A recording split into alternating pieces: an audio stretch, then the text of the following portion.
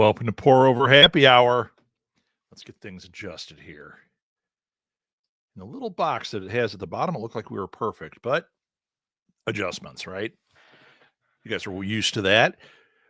So let's see what happens tonight. I think what we're going to do is do as much AMA as possible.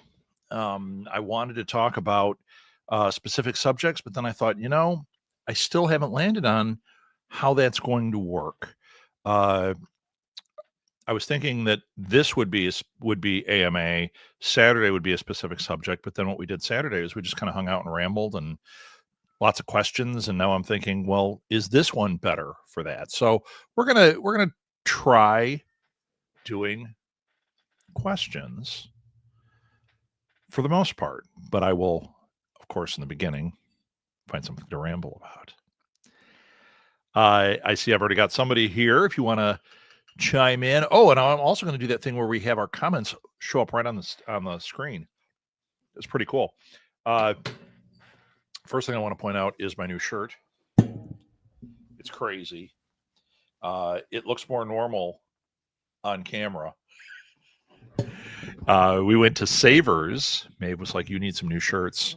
Even though I have a whole load of short sleeve shirts that we bought this summer at a Goodwill. The other day, it's my fault. I had 2 linen shirts and I shrunk them because dumb. I have been so good about taking everything and taking it out of the dryer, and somehow the only 2 shirts that I'm aware of that I dried were both linen. So they both shrunk and now not fitting. So great. So thank you, Serena. It is a nice shirt. It's actually really fantastic. When she first showed it to me, she was pulling shirts. First I walked through and I was like, I don't see anything. Then we walked through and she's like, okay, I'll look. She finds, I bought 15 shirts. Okay. I was buying 0 and she found 15 really, really great shirts. And this one was in there and she was like, well, I know you're going to like this one. And my first reaction was, And she said, try it on. I tried it on and went, oh, I'm in love. She knows my style. So it's happy hour. I thought I'd dress it up. So I'm going to say this repeatedly throughout this show. The screens are off. I would love to have lots of conversation, lots of questions, thoughts that are out there. I do this with my class too. I try to start with I'm teaching integrated marketing again this semester, as well as digital marketing. And with integrated marketing, I try to start class with, have you noticed this type of marketing? And what I ask you is, I mean, I know you've got your own projects, you've got your own entrepreneurial efforts. Is there anything this week that maybe you noticed about somebody's marketing activities? Anything stand out? Because I know for me, it does every day. I'll see something and think, oh, there's an idea, or, oh, I like how they're doing this, or this is terrible. Not everything is, fantastic. Is there anything that you guys have seen? Anything that stuck out and you were like, I wonder if I could incorporate that, or it'd be something to bring to the table and see if anyone else would want to incorporate that. So there's a question I posed to you. I wonder if I can do a poll on here. Wouldn't that be cool? I don't see a place to do a poll. All right.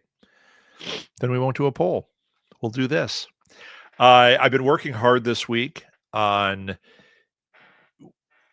all of the things. As we've talked about before, I've really pared down what I'm doing. I made a very concise schedule of interviews and what types of interviews I wanted and who I wanted. And I made that before we went to New York. The idea was to get us through until the end of September, so I didn't have to think about it. Actually, my program is mostly done all the way through the end of the year, which is really great. I mean, I still have interviews to do, but I know exactly who's getting interviewed about what, which this opens up when we talk about like your entrepreneurial efforts, when you prepare, when you make lists, when you make ideas, it gives you a chance when you accomplish those to think of the next thing. If I had heaped everything on here, which I've done for 14 years of our business, you can get a lot done, but you also push things on the back burner that maybe are worth your efforts. And that's what I found this week. When I looked and I was like, oh, I have these to do. Then I was like, okay, what am I not doing as far as promotion for these? And I realized, oh, I needed to make a list of places on like Facebook groups, Facebook pages that the subject matter I have, not just that it's a podcast or a blog, but the subject matter I'm doing might be a place to put that. And I made a list for the different shows. And one of the things here is I realized I can now get pour over under control. So every episode is now downloaded. It's all pretty much ready to go. Um, I just have to create a little bit of framework for like where the end cards are and things like that.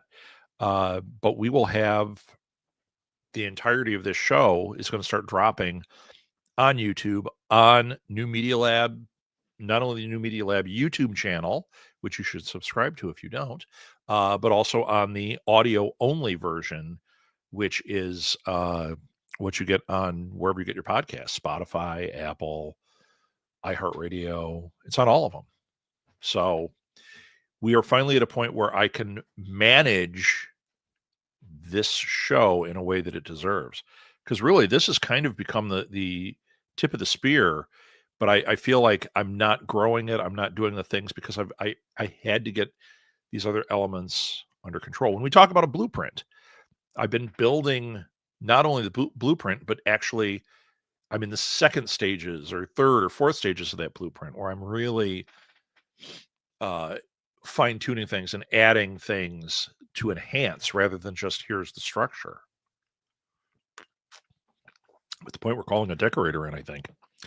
But with this, now I can do it with this. And I think this deserves it. I get so many great comments about this show, so many great interactions. And for me, it's a great way to process some of these ideas and get them out there because I use them. I use the things I'm saying. You know, it's one thing you know this, you can teach it, you can talk about it, you read about it, but it's another thing to take that learning to that next level and take the things you're learning and actually apply them to what you do. That's the highest level of learning. And if we can all achieve that, we're all going to be successful at this. Too bad there aren't more people here to hear that. We could all use that little bit of encouragement, right? So if anyone wants to show off their mug, let me know. We can add a mug picture in here. My mug today is one that Molly got us at Christmas last year. So great. Wake up with Wilco. I love it.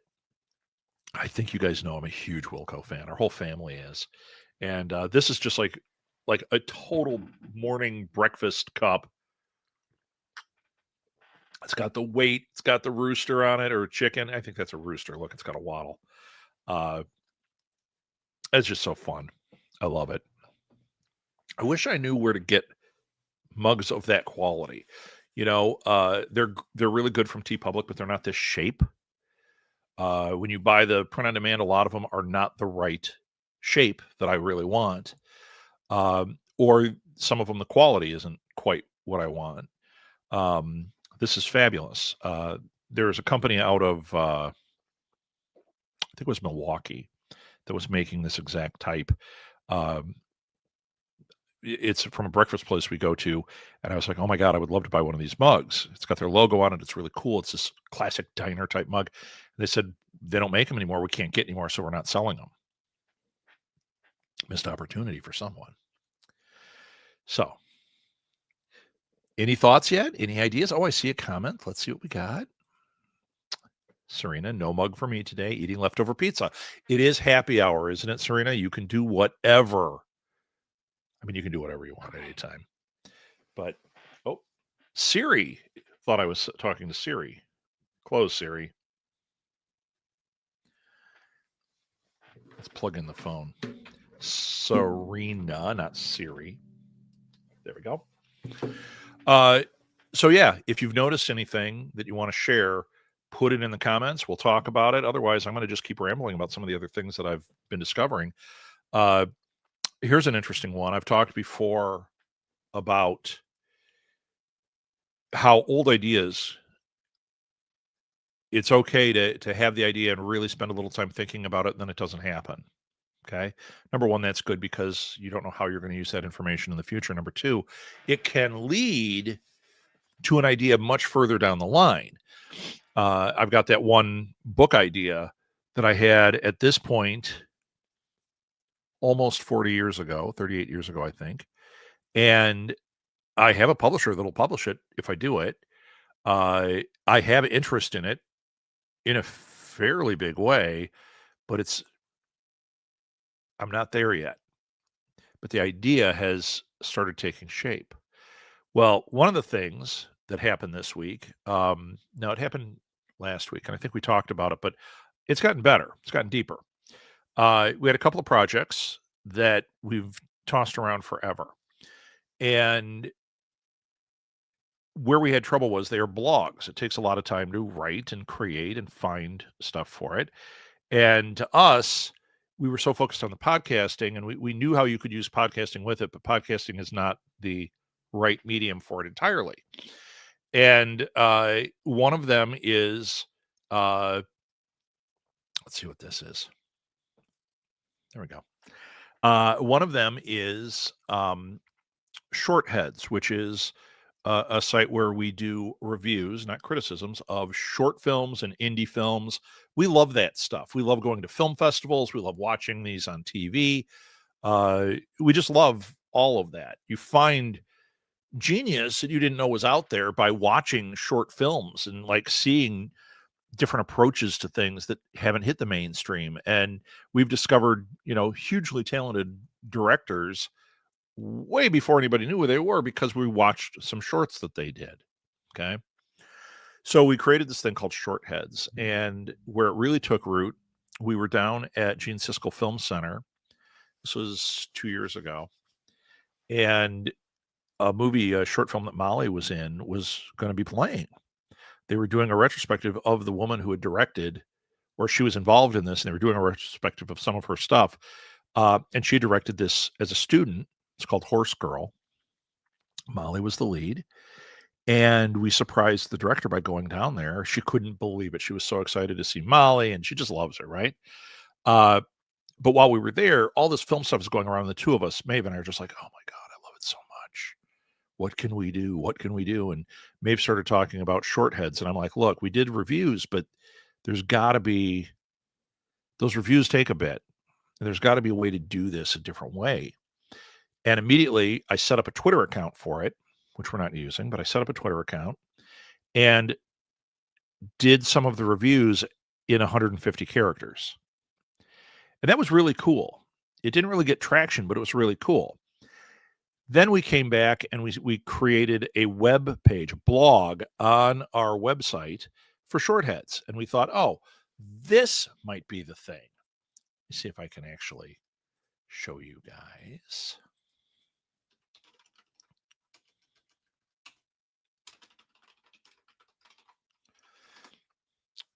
I know it feels like we're just talking about my blog, but that's not the purpose. The purpose is to talk about marketing and how this works. But I think tonight might be a little bit more inspirational stuff. Here we go. Share screen. Boom. Do not judge me for the poor quality design on there. We are still working on it. There we go. So, no, actually, I probably want it to be the other way. I probably want it to be like that so I can show you this. So there's Shortheads. Okay. We created a logo. We made a page. Since then, what we did a couple of weeks ago is I went back and made a description that has some keywords that's going to be better for SEO. One thing we had done way back was this is like 2 years ago, we'd put in a film festival and we were like, oh, we'll call it the news about different film festivals. So it's just giving you an alert as to film festivals that are going to be happening. Well, we never did it again because we kind of let the project sit and simmer. You can see we've now added it. Now this is done. So we're going to have to set something up that it archives these. Then we've got the reviews down here. And the reviews, we've gone back. The ones down here aren't done yet, but the ones up here are. We've gone back. We've rewritten them. They now have a lot more than 150 characters. We've got our review in there, but it is, once again, it's not criticism. We added it so you can click on any of these movies and you can watch them. So that's a huge benefit, because if you're somebody who's into this stuff and you're looking at our site and you're like, this one sounds really cool. What used to happen is I would find these things on sites or in magazines, wherever, and then you had to search for a festival or a place that it would show you. I'm trying to make it so you can click on this and you can watch these. So this week, last week we did all this. I showed you guys some of this stuff, right? This week I went back and I added advertising. It's in the right place. It's not obtrusive. If you're reading down here, you watch the thing. It's got the ad right here. It's got hashtags underneath it. It's starting to look really good. All of these now have an ad of some sort built in. And it looks good on your phone, because let's face it, a business like this should be a business. It should be making some kind of money, right? Serena, I saw your thing, and we're going to talk about that in a second. It's funny, though, because I hear this a lot, especially from podcasters. For some reason, they love to hear me debate and talk about movies. So I think what we're going to end up doing is I've got an idea for an interview podcast that's short, that will not be a podcast per se. It'll be more something that we put on either a Patreon or a Substack, and it has a transcript. Like, it could be really cool, but we're not going to do a traditional podcast with it. And then that can lead to other things. So the other thing we did way back, I've talked about Chris before. Chris, who's sitting right here, my friend that has passed away. His wife passed away just before he did. Kathleen, who we also love very much, just never had a puppet of her. Kathleen had created a thing called Geeking Out at the Blue Box Cafe, where she just put it on the marquee or on the sandwich board out front. She wrote, "Geeking Out, come in for a latte, whatever, and geek out." And I said, "Hey, Chris, why don't we make a blog out of Geeking Out, and we'll highlight events, geek events." So we did this for a while, and all we would do is we'd find them on Facebook. We just throw them on there. And then we would do reviews of things that never get reviews. These are plays. These are improv. This is improv. That stuff doesn't get reviewed usually. Plays do, but not on a level like this. So we're not doing the reviews right now, okay? But we are doing these. So I went back and I said, I'm not going to use the Facebook thing anymore. I'm going to create a blog for it. So now you can order your tickets. You get a good description of it. It gives you all the information.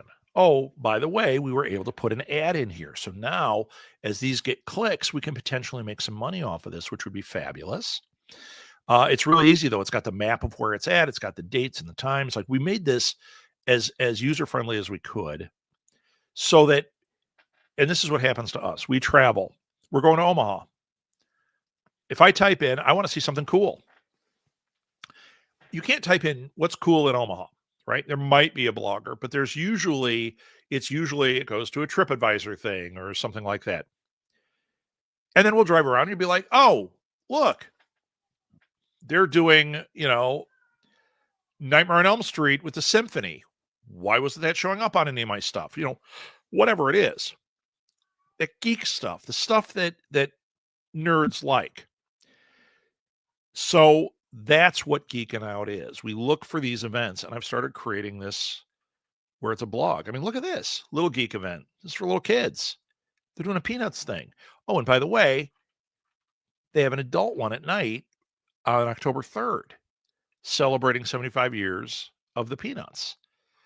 Paranormal Activity. This is a live stage show from London that got incredible reviews. It's going to be here at the Shakespeare Theater in Chicago on Navy Pier. Now, if you want to know what geeky stuff is out there to do, here you go. And Maeve and I lit a fire. We spent the other night writing down, here's what the future of this could look like. This thing could take over our lives if it really took fire. So we're putting a lot of effort into this and we're sharing it, and it's getting great response. Now, here's to me the most interesting part about it. Why is that such a huge one? Well, I made a mistake.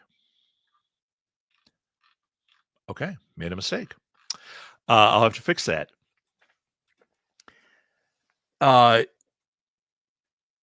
We want to be able to find geeky stuff to do. And we want to be able to make a little money at what we're doing. Now, granted, we talked about the podcast thing.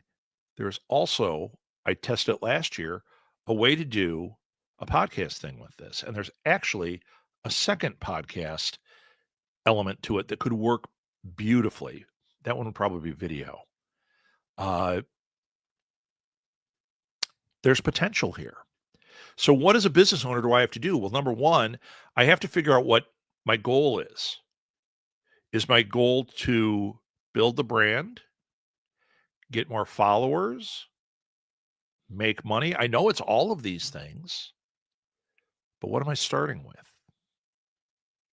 To me, it's getting the brand out there, making brand awareness. So people that are nerds that love to go to these things know, like, oh, I should get the RSS feed for this. So I see what cool events are happening. And I mean, there's a lot of cool stuff. There's conventions, there's little things like here's a great example. Here's a great example. Once we get past my mistake that I got to fix. Oh, 2 mistakes. Good Lord. I really messed this up. There we go. Yoko Ono, Music of the Mind, is at the Museum of Contemporary Art. You might say, well, why is that here? Because Beatles nerds are going to go right to it. I'm a nerd. It says Yoko Ono, Music of the Mind. I'm going to it. This sounds like a nerdy type thing. Nerd doesn't mean it's only Superman. It's only, horror. There's such a wide breadth to it, but there is a certain thing it has to hit. And right now, apparently I'm the barometer of what falls in there and what doesn't. And I'm okay with that. But I think this is really cool. And I think there's a lot of potential here for something that could, just as I think there's a lot of potential with this, something that could really have an impact. And who knows, maybe I can hire people and people can make money off of it. Wouldn't that be fabulous? Okay, Serena, I've ignored you long enough. There should be a podcast recommending old movies that didn't age badly that this new generation should watch. Yeah, you know what? There probably is. I mean, there are tons of podcasts, movie podcasts. It would be cool. You'd have to have the right hosts. You'd have to have somebody like I've seen things like that where they become very PC, and it's like they'll say, well, this one didn't age badly and this is really great and all that, but you go, yeah, but what lens are you going through? I think something with an honest discussion about older movies might be really cool too. But yeah, Serena, I am not one who would stand in the way of that. I think that's a cool idea. That was how we built our network. People give us an idea like that, and we'd say, okay, do it. We had one that was called the Gold Standard, and it started out by they were doing the Oscar movies. And once they got through all of those, they went back and they're like, okay, well, let's do the AFI movies. And it's interesting to hear them talk about them because they talk about it, but then they also talk about, like, does this deserve to be here? Is this really in the top 50 movies ever made or top 100 movies? I do think I like this idea that things that didn't age badly that the new generation should watch. I don't even if you need that didn't age badly as much as either way. These are movies that aren't going to end up on the AFI that are totally worth your time and seeing how it expands your mind. There's so much as far as film goes. It's crazy. And I see a lot of people do just like, we're watching all the Star Treks. We're doing all nerd movies. We're doing all horror movies. Or like the gold standard. We're doing the Oscars. There's so many ways to slice this. Um, I like that idea though, especially if you can get something. If you can get something that's family oriented, where your target is like, see, once again, even with this, you want to talk about targets, who your target audience is, what your competition is. These are important things with whatever you're doing uh, in marketing. But what if you said our target is families, and we're going to really target them when they're taking a road trip, and we're having a fun discussion about the movies, but we always go back to, is this something that, like, okay, this is a great movie, but I don't know if I'd watch it with a 4-year-old. I don't know if I'd watch it with a 10-year-old. You know what I mean? So it's like you can have an adult discussion about it, but make it family friendly so they can listen in the car with the whole family, and the kids can be like, "Oh, that sounds great." And it's like, "Yeah, okay. Well, when you're 12, you can watch it with us. We'll put that on our list. Oh, but we also talked about this. Oh, hey, you can watch that tomorrow. I forgot how good the Muppet movie was. The Muppet movie is amazing, by the way. All ages. Uh, so yeah, that I would totally listen to that. Good point. Ones that aged really badly and why would be fun too. Yeah, like a lot of the John Hughes stuff that we grew up on, that was so it was part of our movie diet, you know. And then you watch it. We tried to watch, and this is a while ago. Molly was too young for the subject matter because of what happens in it, but we didn't know. She was mature enough for the subject matter of the movie. We were watching 16 Candles, but then when you pay attention, it's very rapey and sexist, and they are, you know, making fun of other cultures. And you watch it, you're like, oh boy, I didn't remember this stuff being there. And yeah, it is. Now, if you're aware of it, and I don't mean like those Christian sites, like that was what, for a while, if you wanted to find out what you could watch for as a family, you'd type that in on Google and it would always go to these Christian sites. And they'd say things like, they say the D word, damn, 8 times in this movie, not recommended. You go, what? It's Forrest Gump. You know? Yeah, there's some subject matter that you should watch and have a family discussion about. You know? You're not showing them Boogie Nights. Well, maybe you are, but that's on you. And DCFS. They'll be ringing your doorbell at some point.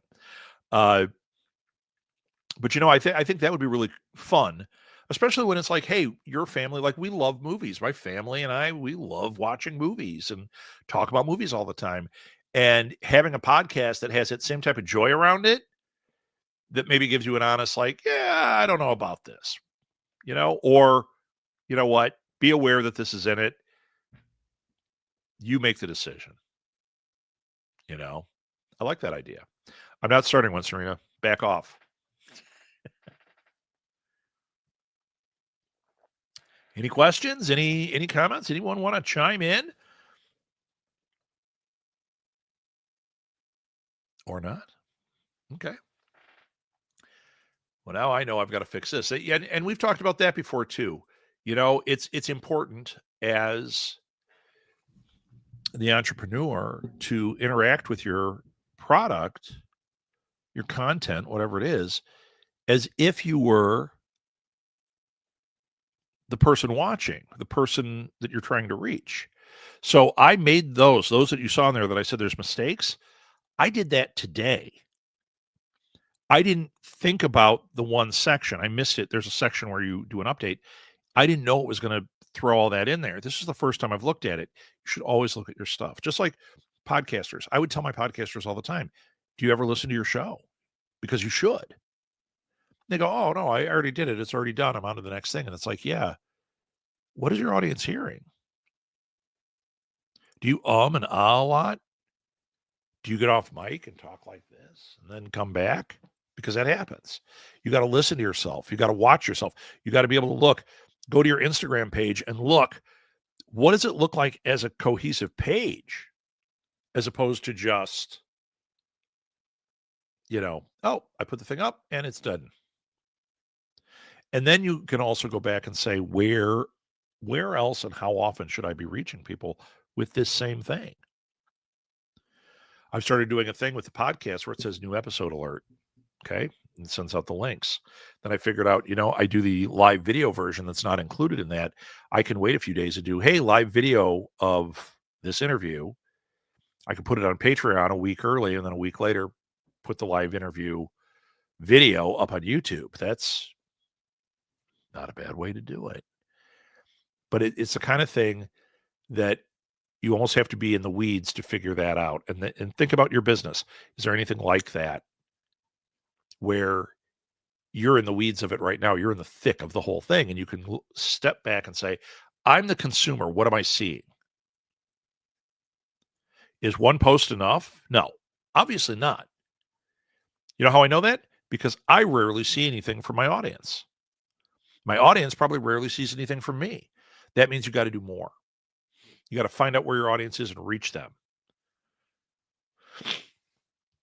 There's a Sereno one again. I don't want my phone to go off. LOL, that time I thought about introducing Sebastian to the old school Inspector Gadget cartoon, then rewatched the first episode and was like, oh no.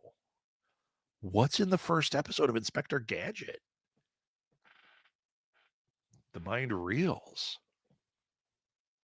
I wonder what it is.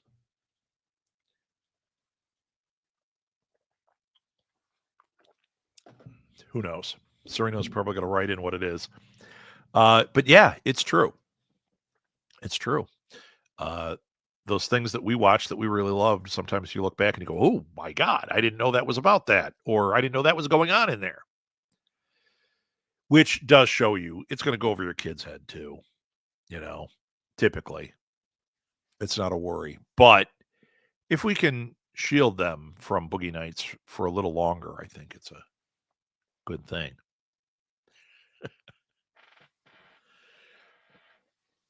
So let's see what else is up. So in integrated marketing, we're at the point where we're talking about channels. And I was thinking that Saturday I would do this, but I think I'm going to actually do this right now. I'm going to pull up, since we can see. I just got to find the right one. Here we go. Since we can see it, I could show you the screen. Let's do it. Because Saturday I'm going to be in Omaha. We're doing a road trip one, so we're not going to do any of this. We're just going to talk. Okay. I'm going to pull up a slide from my class because I think this is important. When we talk about integrated marketing, let's go over what that is again really fast. You might not be at the point that you need to do this. You might be at the point where you're doing just branding or just trying to get the word out and you're like, I don't know how to do it. Well, integrated marketing actually could help with that. But what integrated marketing is taking all the channels, whatever you're using in the channels. I should preface it with that, not all the channels. The books all make it seem like it's everything. And you look at my stuff, it's everything, everywhere, all at once. But the reality is, if it's a few from each category, it's where your audience is and you're targeting it that way. Your branding is on point and your message is clear and it's universal across all those things. You're doing integrated marketing. If they tie together, it doesn't have to be the same thing. Like Taco Bell did one quite a while ago, where they use Snapchat. It's the only instance of Snapchat that I like. And they had their ads. I don't remember what their ads were. It was like, they're introducing the chalupa or something. And they all had the Taco Bell and they all had the whatever. And the branding was all there and the message was there. It's all this. But then on Snapchat, they did a thing where tag us in your Snapchat about what you got. If you got a churrito or whatever, take a picture with it and tag us in it. That's integrated marketing. It was all attached to that. It's great. It was one message. Inspector Gadget. Super racist depictions of Asian villain characters. Not a surprise. From when that was made, not a surprise. But once again, that's what makes this stuff tricky. And it's not about being woke. I know that's the big buzzword everybody uses. Let's go back to what it really is. It's about being an adult, choosing correctly for your kid, Noticing those things so that you don't have to explain to them. Asians aren't always this like whatever depiction they're using. People are people, you know. Um, yeah, you guys get it. Makes me crazy. Okay, my slide should be here.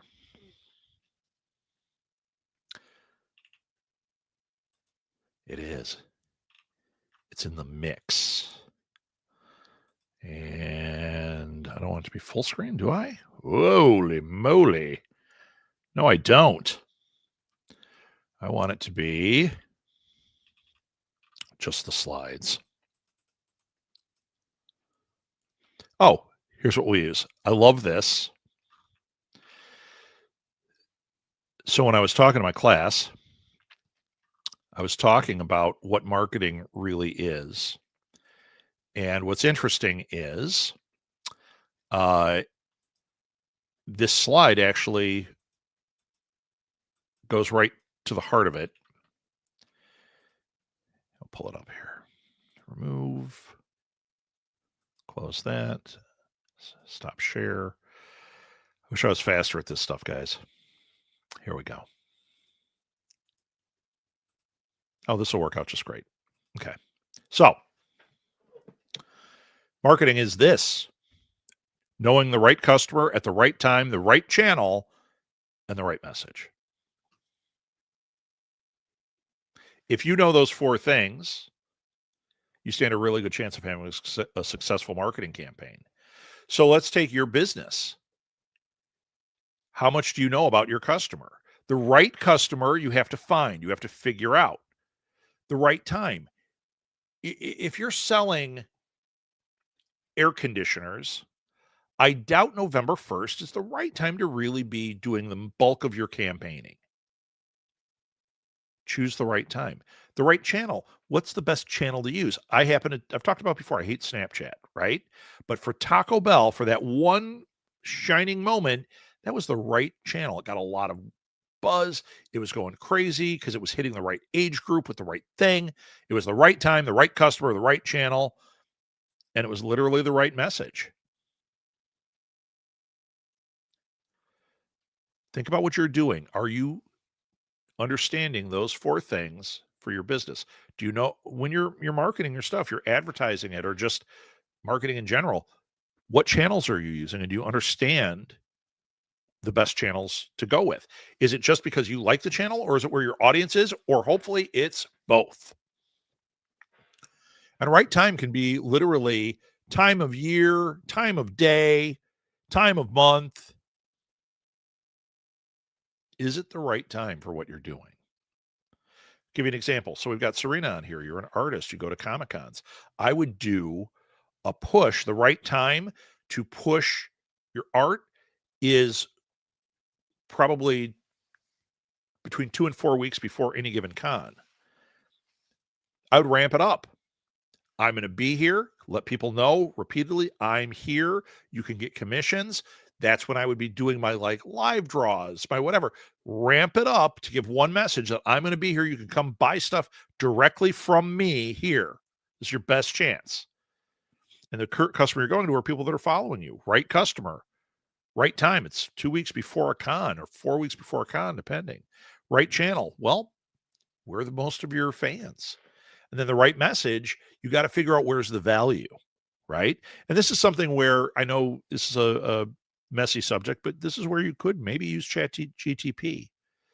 Take the role of an artist promoter and say that, and then say, write me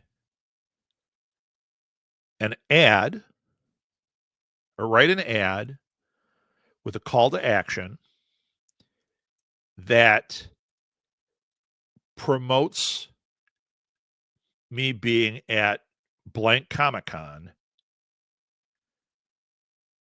highlight they can get commissioned art from me, include hashtags. Write all that in, see what you get. Even if you don't use that, which I probably wouldn't, I mean, I wouldn't use exactly what it says, it'll give you an idea. Because if you use just what it says, it's super lazy and it doesn't usually come off that great. But if you use it, you read it, you go, hey, there are a couple of ideas in here, something I can work with. You might find your right message. So that's a recommendation on that. Okay, so let's go to the next slide. Because this is something I think people get confused on. I know it says EMC channels or IMC channels. These are your marketing communication channels. Okay. Doesn't mean integrated marketing communication channels. These are the channels. I do take a little umbrage with how they do it on here, but you know what? Well, you could fight that forever because it's always shifting. Public relations. Do you do anything in here? Speeches, news conference. Do you do a blog? Press kit, press release. I would do a press kit and a basic press release every time I was doing one of these cons. You know, it gets expensive if you're hiring people to do them, but a press kit, I would have a press kit all the time. If you don't know how to do one, it's a magic thing called Google, or you can go to Fiverr and hire somebody to do it with you and end up with a really good one. Then there's digital marketing. That's your content marketing. That's, what you put on Instagram or whatever, not just your personal stuff, but the stuff marketing what you're doing. Mobile marketing, stuff that comes across your phone. If you don't want to spend money, that one's going to cost you something. Search engine optimization. Is that going to work for a current event? It can if you start early enough. But if it's, hey, next week I'm going to be at, whatever, you're never going to get anything from search engine. And then social media. Back to your content marketing. Yeah, that's your digital marketing platform. When you're doing this, I would look at each one of these and say, is there anything in here that I should be doing? Because if all you're doing is social media, look at all that you're missing. And you don't even have to integrate all of it. It could be integrated in that it's you at a con. It's you selling tires. It's you with a podcast. Then we get into direct marketing. Once again, this can cost you something, but not always. Catalog, cost, unless you make a digital catalog. That costs you time. Direct mail, that costs you. Infomercials. You could make something and put it on your website, put it on Facebook, something advertising what you're doing. That's not an ad, but it's an ad. SMS texts and mobile, that goes back to mobile marketing. Those cost something, but boy, I think they're super effective. Email marketing, you could go to MailChimp and set up a free account and send some emails and build a little funnel and you're off to the races. At least you got something going. Display ads, social media again, telemarketing, pick up the phone. I'm doing that for a job that I'm working with. I figured out a target for them, sent emails, gathered all the phone numbers, and I said, we have to call them now. And they said, well, why? We've already made contact and they didn't do anything. It's like, right. Now they get the follow-up call. Did you see it? It's going to shake people out of those bushes. Personal selling, that's what you're doing at the con. And trade shows, events, same thing. Then we get to broadcast media, television, radio, podcasts. Podcasts are free some will charge you, but look at the things I do. You've got an event that works for Geeking Out, you contact me. I've got 5 different ways I'm going to use it. That gets you a lot of exposure. Put you on a podcast, put you on a video, put you on both, put you on a blog. I love it. I do all that stuff. Product placement. Well, that's going to be a little bit tricky unless you think outside of the box. We think product placement, we think in a movie. Well, that costs you. But maybe not. Maybe it's a student film or an indie film, and you say, hey, I saw you're doing a film about this. I have, we make homebrew soda. Did you want, I can send you a case of it for your crew. If you wouldn't mind having them drink it at some point in the movie, just have it there on the table. You'd be surprised how many, especially smaller production, no budget art would be like, heck yeah, it adds legitimacy to what we're doing. You're showing them value in what you're offering them, right? Through product placement. And you could get away with that for free. I don't care what it is. there is potential there. Print media, magazines, newspapers, brochures, ebooks, flyers, signage, direct mail. Once again, things that cost you money. Unless you say print media, I'm going back to public relations. I'm going to hit the newspapers and the magazines with my press release. I'm going to figure out who to write to. I'm going to do grassroots. It's not going to cost me anything, and maybe I'll pick something up. We did this years ago. We did a zine called the Dead Elvis Fan Club. Actually, it was originally called Disgraceland, which was just a great name. Originally it was Dead Elvis Fan Club, which was a great name, and then we changed it to Disgraceland, which I think was a great name. And you could take those and, well, what we did was we sent out our own press releases. We didn't pay for any of it. We got a lot of press. In fact, we got interviewed by the BBC. We didn't even send something to the BBC. Access Magazine did an article where they mentioned us. The BBC reached out and said, "What is this you're doing? Can we interview you?" Yes. We only did 3 issues. Actually, only 2 might have come out. I don't remember. But we got a lot of press. That was print media that didn't cost us anything. We didn't do any advertising. We did this all on zero. And then out of home, billboards, kiosks, transit. Those can all cost money. But then again, maybe you know somebody. Hey, you're on this, like you live on this corner. Can I put one of those signs in your yard? Like the wall drug signs or something? Can we maybe do something like that to try to get a little advertising for my thing? Some people might be really cool with it. Yeah, I'll let you do that. You can't load up advertising, but you got an event. Maybe they'll let you throw something out there. Or maybe you go and you print up a whole bunch of posters and you go around and you put them up wherever you can get them. Solid ideas. I think that was it. Yeah, this is all funnel stuff. Here, in fact, I can show you the better slide. Here. When you're creating your business funnel and you're saying, okay, I'm this business and I want to market this and here are my ideas, you can go back to this right here. This is a marketing funnel. At the top, it's the widest. It's where the most people come in. Think about a funnel.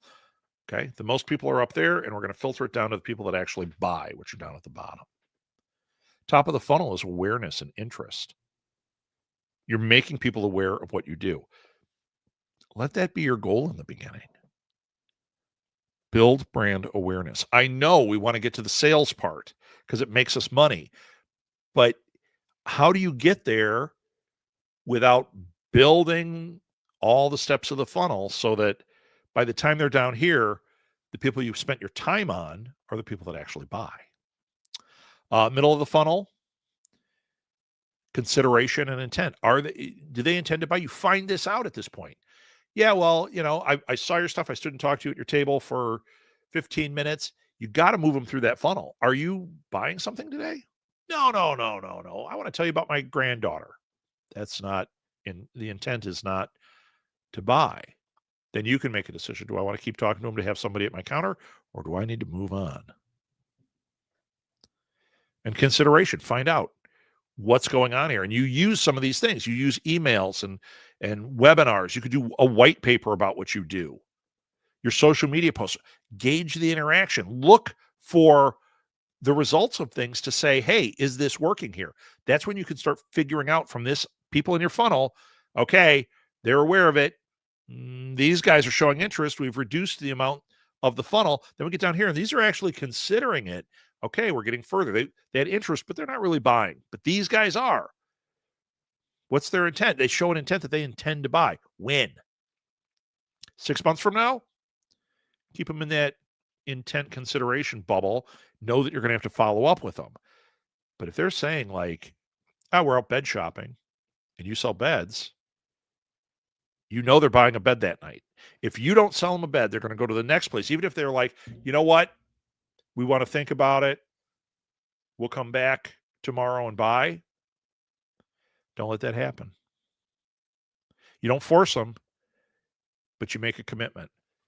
Okay, so you know you're buying a bed. You guys love mine. What's stopping you tonight? And if they have legit and they're like, no, I won't do it without talking to my spouse. I won't do it without, okay. How about this? How about if I call you tomorrow? Call you what time? 3:00? You home? 5:00? Let me give you a call. If your wife's there, I can talk to her. Your husband's there, I can talk to him. Answer any questions. I promise you I won't pressure anything. It's not about that. I want to make sure you guys have the right information, that you're getting the right thing. And then you get to the purchase. After the purchase, they do this wrong. Purchase should be the bottom of the funnel. And then the little tray at the very bottom of that, underneath that, or a bucket underneath it, should say loyalty. Because once you've got that purchase, you want to work them for that type of loyalty. Serena's a good example. We met her. We liked her. We became very friendly at cons, and, the whole family loved talking to Serena. So we always think of her, right? Now we're friends, but then it was like, it's somebody we know at the cons, and we really liked her, and her kid was awesome, and her husband was awesome, and, but she got us when we were ready to, we never bought a lot of stuff, but the one day we're like, I want to buy some art for Molly's room. Where did we go? Well, if she had us in the funnel, she would have known that we were in the intent of buying someday. She could have kept in touch, which she didn't need to. Serena did nothing wrong. Because we want to buy some stuff. Oh, Serena's at this.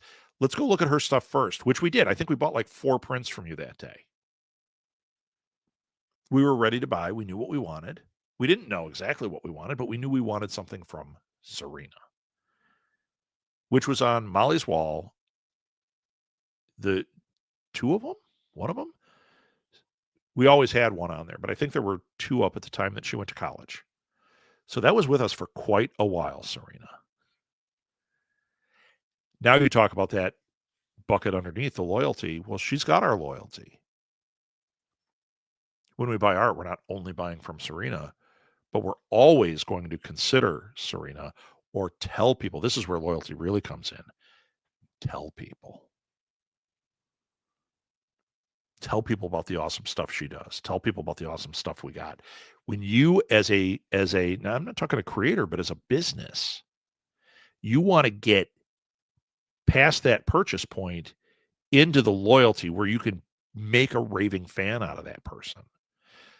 When we had our store, we had people that felt they liked our store so much, and they liked being around us so much. We'd come back, we'd go out to Costco. We'd come back, and there'd be, our UPS driver and 4 people sitting around our table. We go, what's going on? They'd say, oh, well, we came here to have lunch. We're a baby store. They're like, we just love being here. And then Ed, who was our UPS driver, is like, it's my birthday today. I'm like, yeah, we got him a cake. We're like, what? At our store. Yeah, I'm having my birthday party at your store. We had loyalty. We had fans. I mean, seriously, that's what that was. But it all started at the top of that funnel with awareness, giving them good, solid information, piquing their interest, getting them into the consideration mode where they're like, yeah, we think we're going to buy, and then find out that intent and use that intent to do whatever follow-up you need to. We're not buying today. We're thinking about getting pregnant. We're just shopping, being hopeful. Great. Keep us around. Hey, if you don't mind, we'll reach out to you occasionally. This is where a newsletter, SMS marketing, a blog can really work to your advantage.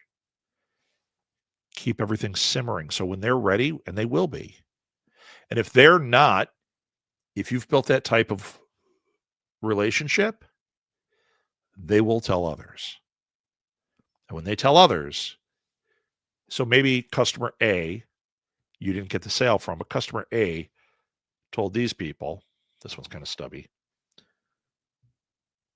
and now you got 4 sales instead of 1 because you were kind, you nurtured it, you fit all those things, and then you worked it. So maybe your purchase wasn't actual buying with money. Your purchase was they bought into you. This is my place. These are my people.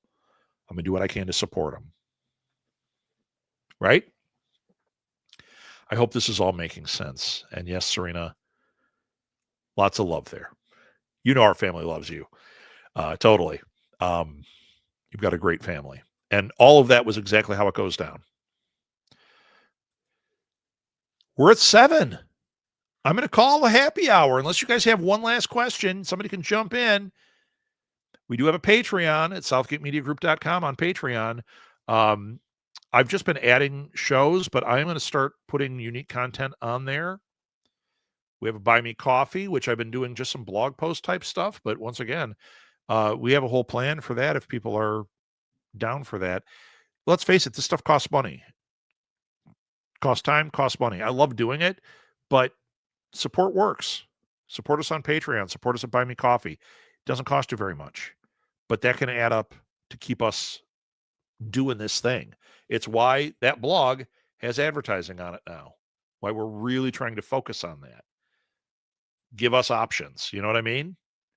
I'm sure you understand. And you can find those blogs at southgatemediagroup.com. At the top, it says blogs, podcasts, blogs. Don't search around. It's a disaster right now. I hate our site. It looks old and tired, and it's not up to date because we let that happen. But we are going to change that. I've been slowly making changes. And if you look at that blog page, you can see where it's going. And the nice thing is, I didn't say this before. In 2 weeks, now SEO takes a long time for it to take effect. Not totally. In 2 weeks, the most page views we have are at those 2 blogs. They have overtaken the website. And the website did okay before, but now it's overtaken. Now we see we can do that to all of it. Imagine if I could get all the pages going to that level, we have a serious website. And it's all because we stepped back, we took the time, we analyzed what the value was, we analyzed where the audience was and what they needed. And even though they're pretty niche, especially shortheads, really niche, it's working. It can work for your business too. Last thing, if you'd like to talk to me about this, I do offer consulting. Just contact me at rob@smgpods. You can write in the show notes, or I mean in the chat, wherever. I'm there. I'm all over these things. But if you write to rob@smgpods, it'll go right to me. And let's talk about if I can actually either do some consulting or some coaching and get you to those goals. I would love to. I would love to. All right. Have a great night, everybody. Have a great weekend. Saturday morning, I will be on doing pour over marketing on the road, live from Omaha. Who knows what it'll be? We might be in a coffee shop. I might be in an Airbnb. I don't know. I just don't know. But we'll talk to you then. Tell your friends, tell your family, get everybody there. Have a great night, everybody. Bye-bye.